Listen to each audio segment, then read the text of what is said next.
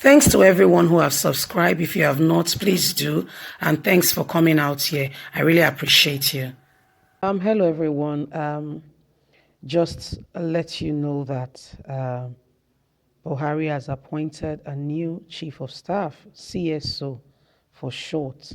We all know that ABBA KYARI died of coronavirus. He went to Germany as well as Italy for some presidential assignment and to seal some deals for the presidency, and came back infected with coronavirus.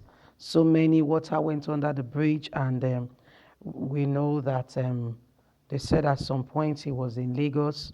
We called on the commissioner for health in Lagos, and he said he doesn't know about his whereabouts. So a lot of issues has happened. At some point, we heard that a woman saying that they've flew him out of the country. We also heard an alleged Nnamdi Kanu saying that he died, he was in Cuba being treated for coronavirus. But we know due to his age that coronavirus, and with age, people does not really work. A younger person can, easily get well faster than an older person. But the news reaching us at the hour is that President Muhammadu Buhari has appointed a new CSO, short title for Chief of Staff. Let's go to the news. President Muhammadu Buhari appoints Baba Gana as new Chief of Staff. Following the death of Abba Kyari, President Muhammadu Buhari has reportedly appointed the former Secretary to the Government of the Federation, Baba Gana Kimberly, as the new Chief of Staff, CSO for short. The former Chief of Staff, Abba Kyari, died after contracting coronavirus due to an official trip to Germany. The 67-year-old lawyer, businessman, and politician served as the CSO to President Muhammadu Buhari from 2015 up to the date he died on February. He was buried on Saturday, according to what we hear. There's an alleged statement that they said he has died before the Saturday when they announced it. And there is also an alleged statement saying that he has been cremated, that the person that was buried there was just for official, ferry, that the real thing has happened. Anyway, that's all speculations because we've not actually gotten the fact if that was the case and what it is. But let's continue with the news. The Times magazine, however, reported that Kimberly, who served the nation as a diplomat, Minister of Foreign Affairs from 1993 to 1995, Minister of Internal Affairs from 1995 to 1997, Minister of Power and Steel from 1997 to 1998, the Secretary to the Government of the Federation from 2007 to 2008, has now been appointed as the new COS, Chief of Staff of President Muhammadu Buhari. Buhari named him yesterday as his new Chief of Staff. Wow, you've heard a bit of profile about this guy. This guy schooled in England. He went to the University of Sussex. He had friends and all that. One of the persons who is very close to this new CSO, COS, Chief of Staff, it's the person of FFK. I'm talking about the person of Femi Fani-Kayode, who said this man is a very brutal man. He said he's a very brutal man. This man does not care about people. He has no remorse. He's very, he's a very, he is a cold-hearted somebody, that this man does not care about even those that he's working with and has always been a traitor. So says Femi Fani-Kayode. If you listen to our former news, you will see for yourself Fani-Kayode providing facts to say that this man was a traitor and that the government should be careful who they are appointing. Now, this man says he loves the South. His first wife was Ireti, clearly a Yoruba woman by the name, who is now his former wife. But this man is someone that is a mastermind person, very mischievous, very callous, like we are hearing. That this man that is being appointed, that is He's a very bad person, according to Femi Fani-Kayode. So this man has no good thoughts for the nation, and is somebody that his heart is very cold. He does not feel remorse. This man, according to Femi Fani-Kayode, betrayed a whole lot of people he has served before. He served in their cabinets. So this man is a very cold-hearted man, and he's not one to joke with. So this man does not love the people of the South at all.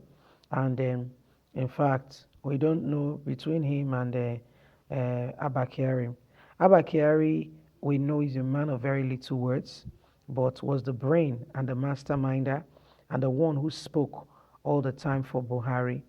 According to the alleged statement of what we heard, was that he's the one that actually was ruling, the silent president of the country, you know, and to think about things really.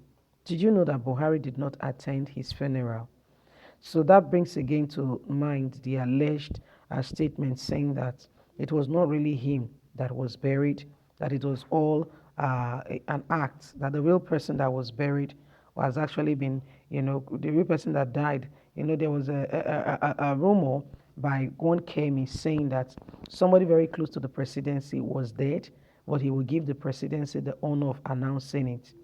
About 10 days later was when, the thing died down, and, there is no smoke without fire. If you are seeing smoke somewhere, it's because fire has been lit somewhere. The people might not see anything, but check very well. There is fire somewhere. That's why you are seeing some flames of smoke. For you to be seeing smoke is because somewhere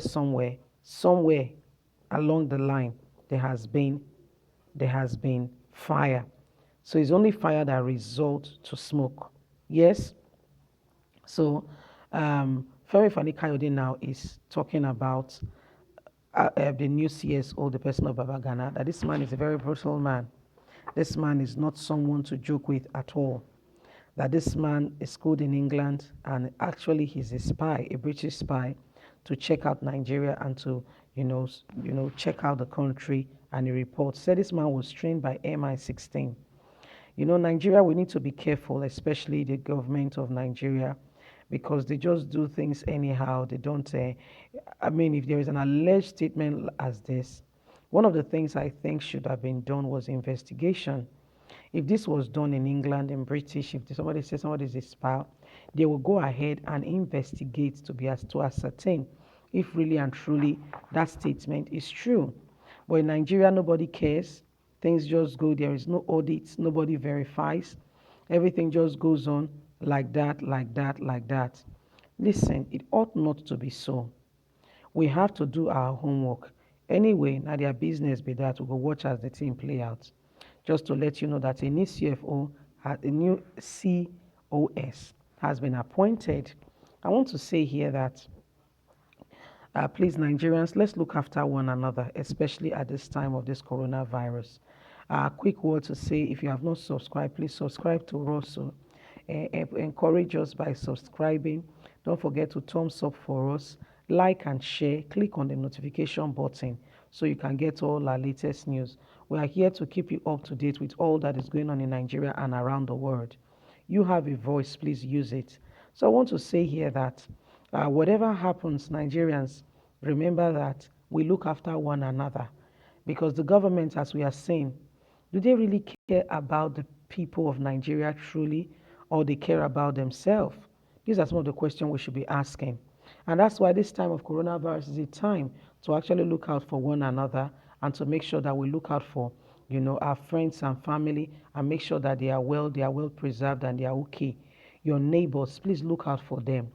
Because they lie, say they give us palliative. Some people are getting rich from it.